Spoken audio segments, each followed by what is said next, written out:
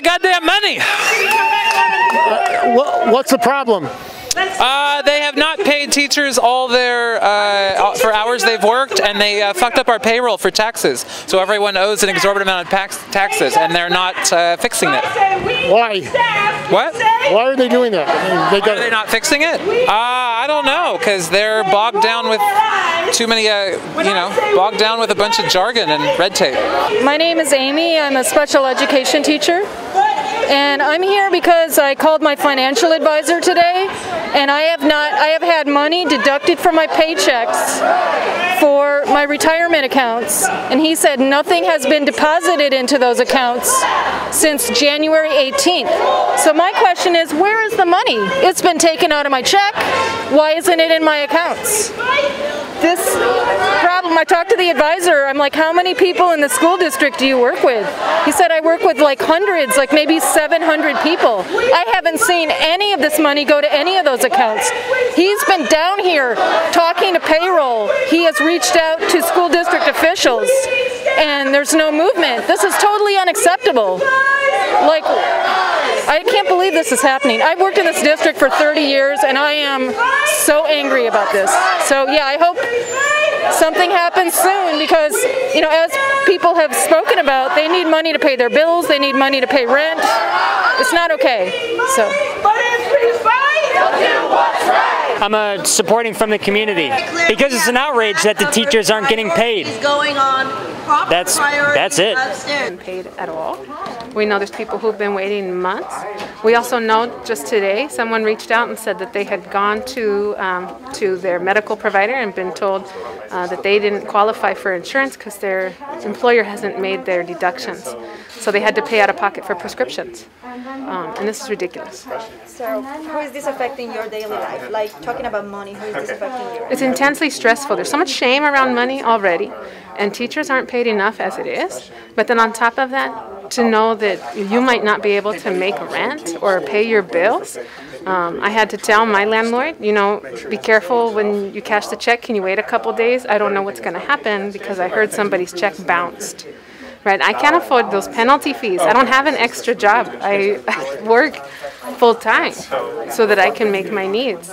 So this is the first time for me, but this has been happening for months for some educators. Some educators are just finding out now that there's a problem that has existed for months. And then that's just the current recent ones is way more. We know that there's been a problem with payroll, benefits, HR for years. Years and years. There's been mistakes made. And when they're 1 people, 2 people, 3 people, okay. But now we've got hundreds of people all at once, and they don't have the staff. They haven't committed to fixing it, and they've had months to do that. We are at the end. We have had enough. The plan is to demand to meet with the people in charge to get checks cut immediately for our people who haven't been paid. They need a check by Wednesday.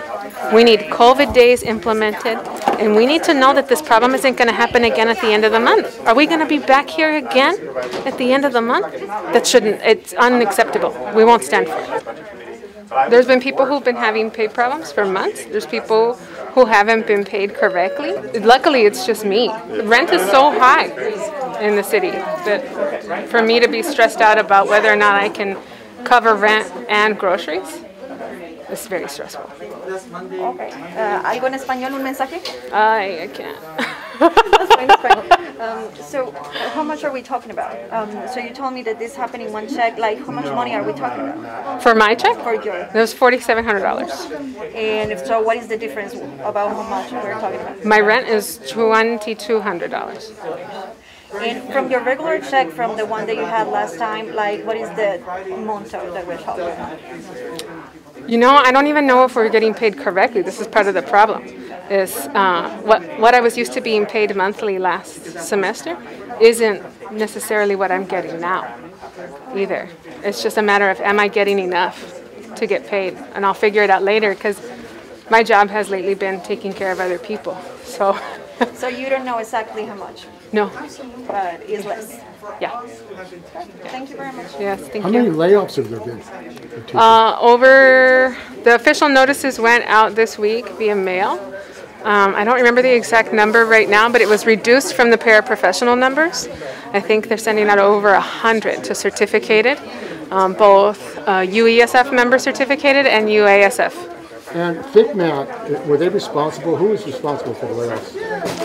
I mean, ultimately, the issue and the decision comes down to what management is presenting. There's other ways to slice a cake, right? If they're not going to take from the top, then they're going to have to find the numbers that they need to right size. Oftentimes what we hear is that you can't continue to have a district our size with the same number of employees we have. And I find that the exact argument for why they don't need so many management at the top. And I'm talking about folks at the highest level. Our district operated for a long time without those folks. Our students can't operate without teachers. We're looking at higher class sizes now. We're looking at schools that are going to lose service workers, right? Folks that are nurses, social workers, health outreach workers, family liaisons luckily got saved, but these are really integral parts of our school system and of what the students need, right? Our counselors at school sites. I mean, who doesn't need more of that? Especially right now during the pandemic, mental health is a big issue. And we're looking at working with less. That's not acceptable. And the budget surplus in California, $45 billion. Yeah, that's right. Where's Phil Ting and the Democrats about extra funding for the schools? That's right. So we're looking for that, right? We're expecting that to come in. The governor's revise is supposed to get published in May. And we're looking that that's going to actually solvent the entire district. But honestly, with the district's management, the way that it stands now and the size of the deficit that has been allowed to grow to this for years of mismanagement, we're stressed, we're worried that might not be the answer. Welcome everybody, thank you all for being here. Really appreciate it.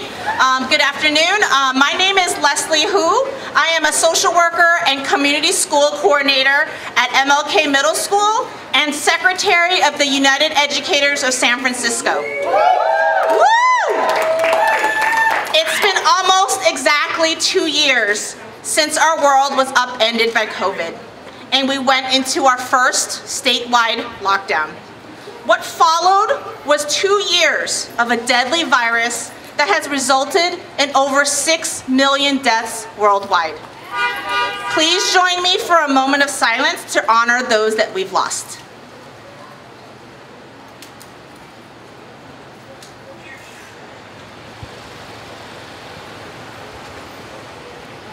Thank you.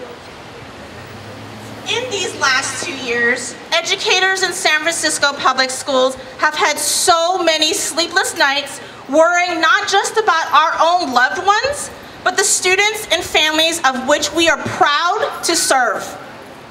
To learning how to teach online, to delivering groceries, books, and love to our students and families. Educators came back to in-person school this fall to probably the hardest year of our professional lives. The constant worrying about the health and safety of our students, families, and one another, the transition back to the classroom, to the mismanagement of district finances by our district leaders, to the hundreds of layoff notices, to the 700% increase of educator resignations, educators were at a breaking point.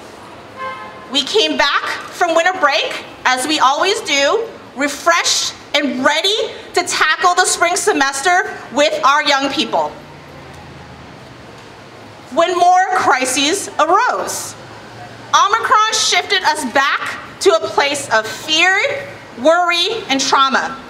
Educators spent hours contact tracing, reassuring our students and families, teaching to half-empty classrooms, and again, worrying if our students and families were healthy and safe.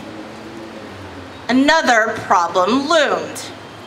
Educators were not getting paid on time or accurately. We have hundreds, if not thousands, of teachers, paraeducators, counselors, social workers, nurses, and other staff who are owed thousands of dollars. Retirement accounts, health benefits, eviction notices, mortgages have all been impacted. UESF has received word from hundreds of our educators who cannot access their own health care, including prescriptions. Retirement accounts are severely impacted. Landlords threatening to evict, and educators having to be in the humiliating position of having to borrow money from friends and family. We all know so many of our educators live paycheck to paycheck in San Francisco. What we're seeing unfold with payroll exposes what we as educators on the ground have known for far too long. And that is district management, the culture of central office leadership that needs to fundamentally change. The Board of Ed was scapegoated for so many decisions, but we know that those first things were first recommended or mismanaged by district upper management staff. Let me repeat that.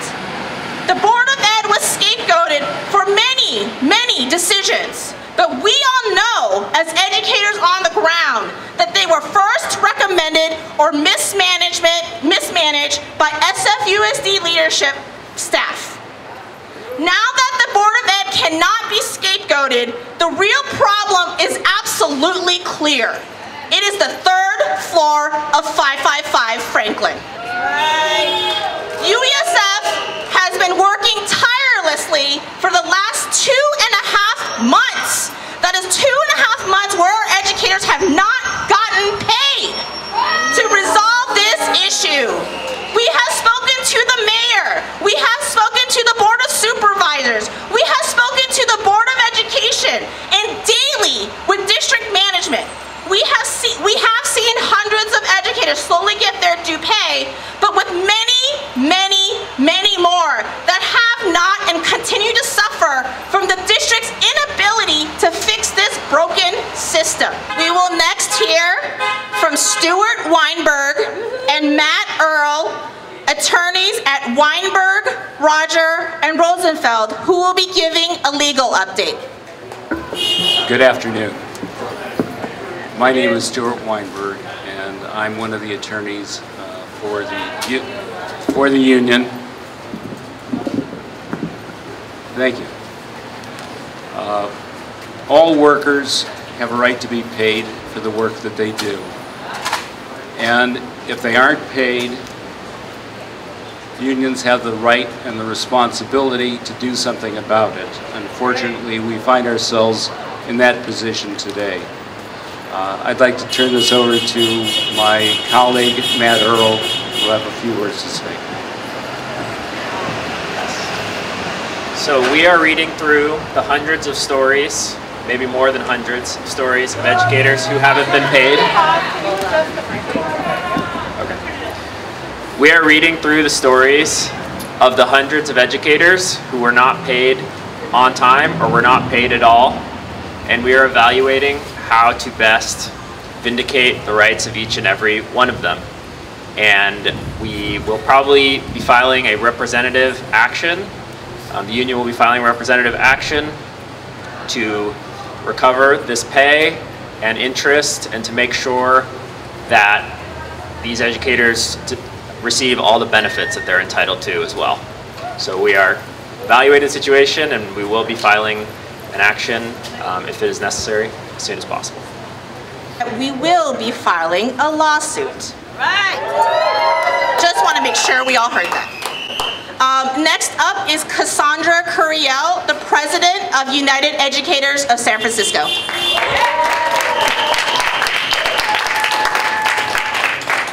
Hi all, thank you for coming out. I want to be clear, this is not a new problem. In fact, this isn't even a problem of what is currently being said to be the problem. This is a long-standing, decades-long mismanagement issue. This transfer to the payroll system was in the hands of the wrong people. That's what that means. Our students, day in and day out, are in our classrooms, in our hands, and we do our job correctly. We do our job intensely with passion, and integrity. We do not volunteer our time to do our professional career.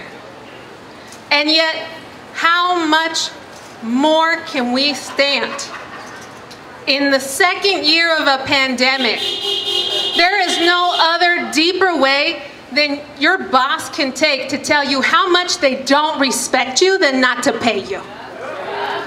There is nothing allowable, conscionable, or rational about this situation. And this is happening today. We're talking to you in March. We have been dealing with this for years.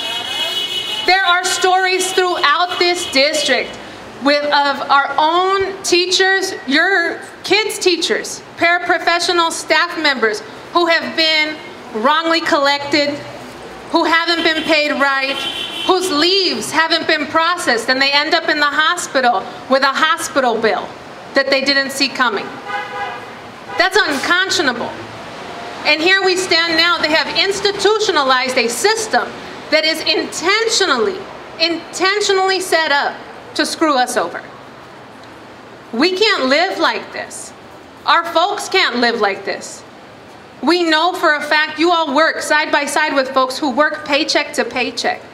And all of these extra jobs that folks took on, Saturday school, ODLP, God heavens, right? All of these extra things that we're doing, these aren't for fun.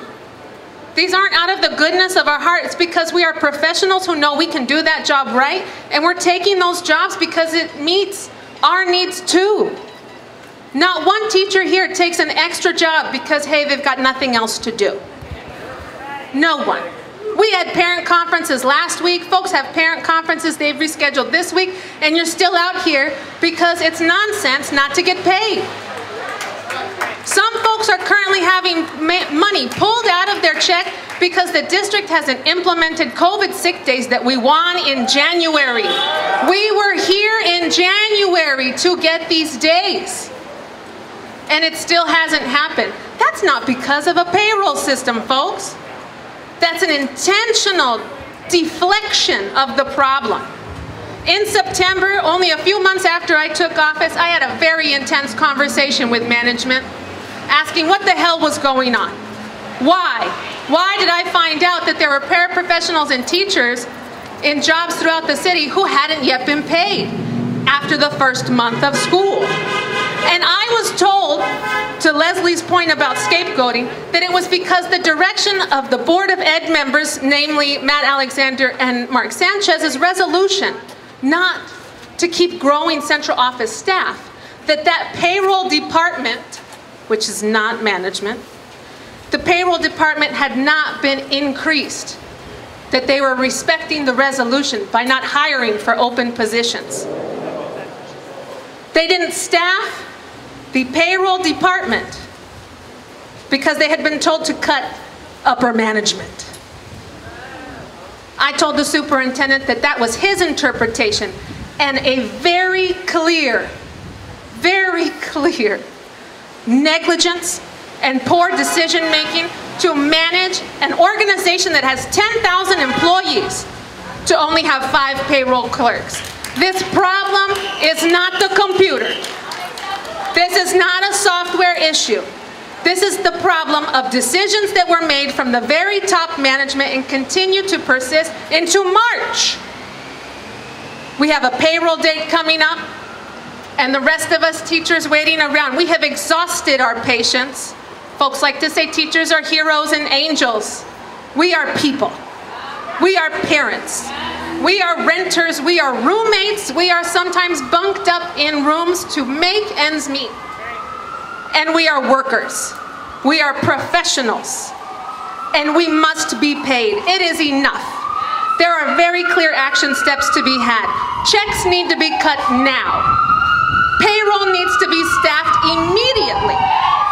There is no more excuse for why medical deductions aren't happening, for why dues deductions aren't currently happening. It is absolutely obscene, the kind of negligence that we've endured, and we aren't taking it anymore.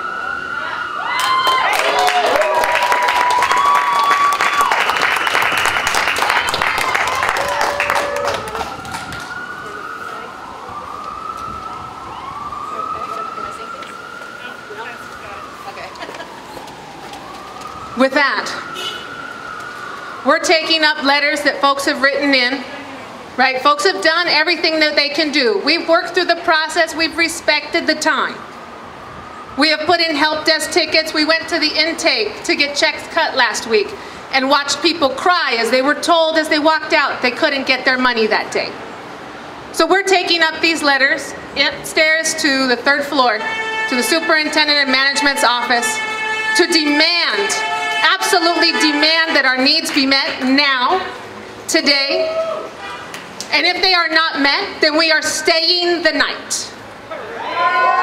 People are going to get paid.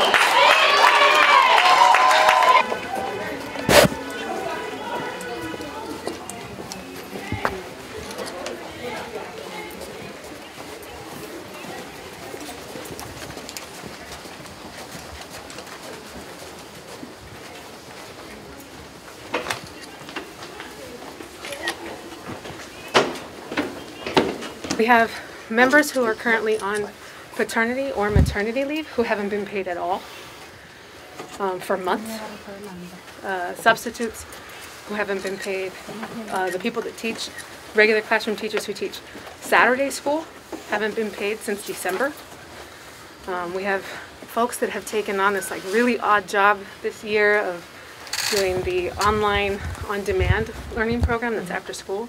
They haven't been paid correctly since it started. So these are all long-standing issues that have just gotten worse and worse and worse. I mean, when you're owed thousands of dollars from your employer, the problem is not a computer. The problem is your employer. Should Vince Matthews' paycheck be held until everyone's paid? I wonder. Right? We also knew last week that folks' checks were bouncing, right? How can that be?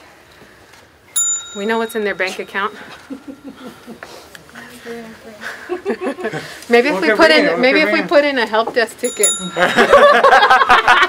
They need a check by Wednesday. They were supposed to, all these payroll issues were supposed to have been solved. Checks were supposed to have been cut last Friday. We have exhausted the limit of our patience.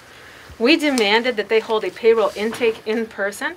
They finally set one up last Monday, and hundreds of people stopped by and left crying. People weren't paid then. And that's when we found out that checks were bouncing, that there had been issues with a few people that had bounced. Well, when it's a few people, what we've been told is, okay, it's serious, but it's not everyone. Who's used to looking at their bank account, seeing a negative $1,500 balance? That's unconscionable for a $1.3 billion organization to not be doing a basic function of their existence. They've been employers for over 100 years. They know how to run checks. I mean, they could handwrite one.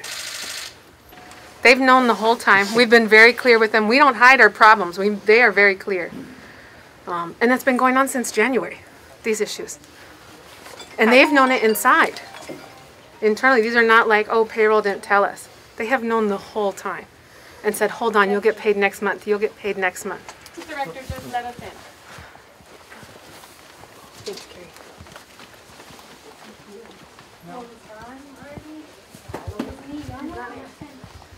Else we can do, but expect that the system do its job. Our members have been very clear. They came to the intake clinic last Monday. They're trying their best, but unless we have the correct leadership making the right decisions, nothing can move along.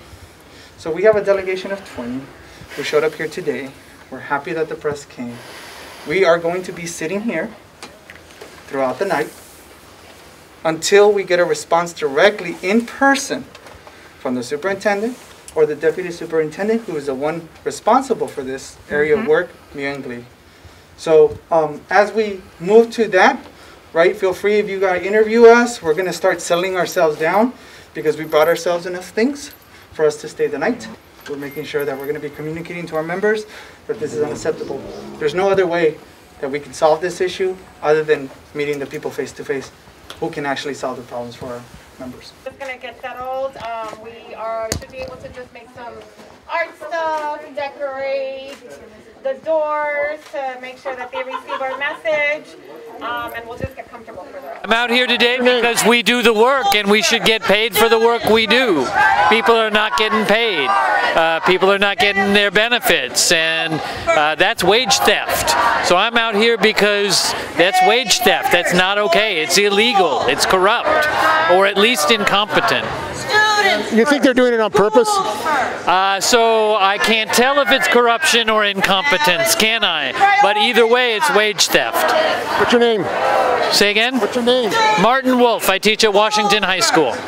Okay. What do you think about what's going on with the layoffs and the cutbacks? I think that they have seen their student body get smaller, and they've seen their administrative body get bigger. So I think that maybe they are cutting in the wrong place. District instituted a new payroll system, and it makes all kinds of mistakes. I myself insured $1,805 in February. They haven't done the accounting right in previous years. And so it's hurting people. We have people who have gotten a month-long paycheck of $600. Another thing that the district isn't saying is the way they've organized it. The July paycheck will be 1/4 of what a normal paycheck is, 25% of what you're expecting in the month. So my paycheck, I've calculated, will be $602 if they don't change something in the month of July. This was instituted without real approval. It's developed in-house. It's not very good, and there wasn't anybody who was watching over it to make sure it wasn't good. I went to a special session on Monday to straighten it out, and the clerks who were working with the actual documents did a marvelous job. They explained what was going on, and they promised, okay, we fixed your paycheck, it'll be in the bank on Friday. That was last Friday, and it's not in the bank, and that's why we're here, because so many people have mistakes in their paychecks and are being either underpaid or in some cases overpaid. One of my colleagues got paid $4,000 too much. She doesn't know why. So of course the district's going to, when they find it, if they find it, they're going to say, we're going to take that out of your paycheck now. So it's just the ridiculousness of the way they are paying. The amount is low, but we're still working. But when they don't pay at all, then we have trouble. So that's why we're here today. And what do you think about the layoffs that are going on? I wish the layoffs would happen way up at the top. They could save $26 million by firing some of the, by just firing the increase in assistant superintendents from 2010 to now. That's $26 million, and I don't see we're getting $26 million worth of service from those assistant superintendents. But what we really need is more teachers in the classrooms. And that's what they're cutting? Are they cutting teachers in the classroom? From what I understand, they're cutting mostly elementary school teachers. But I only hear that through the grapevine, but I think that's what it is. What's your name? And they're cutting the wellness services in the high schools. So a lot of the ancillary services that we kind of depend on. My name's David Knight. I'm a member of the union, and I'm on the executive board of the UESF. Thanks, David. Thank you. That's the kind of disrespect we're fighting against. But we also learned something in the last month. We organized, we came out to the Board of Education, we collected letters, and we managed to protect the jobs of 50 para-educators. Para-educators who are the least paid, but do some of the most important work in this district. They do everything, from security guards to classroom aides, all sorts of different kind of classroom support. Classroom! And the only way we're going to stop it is us. Yeah. We organize to defend paraeducator jobs. We are organizing to get paid, and we are organizing to get every single layoff notice rescinded. My name is Joshua DeWolf. I teach at Washington High School. And what matters It's going to be about a third of a normal paycheck. It's called deferred net pay, and the district did the math erroneously. So it works out to be about a third of your July paycheck. What's that done to your life? I mean, summer is everything to teachers. You know, I'm going to spend time with my twin boys. We're going to have all kinds of adventures, get to spend quality time with each other. But my funding it's deflated. It's already, some of it's already spent before I figured out that they didn't defer the proper amount. So it's a real shame. And they need to write it. My name is Joshua Ochoa. I'm here to support teachers, here to support schools and our teachers union, UESF, and just make sure that they get the pay that they need to support kids. Why aren't you guys doing that? I'm not a teacher, I'm a community ally, I'm a community member, but I am very involved with a lot of the teachers union and the work that they do, so I'm just here to show our support because we need to stick together during these hard times.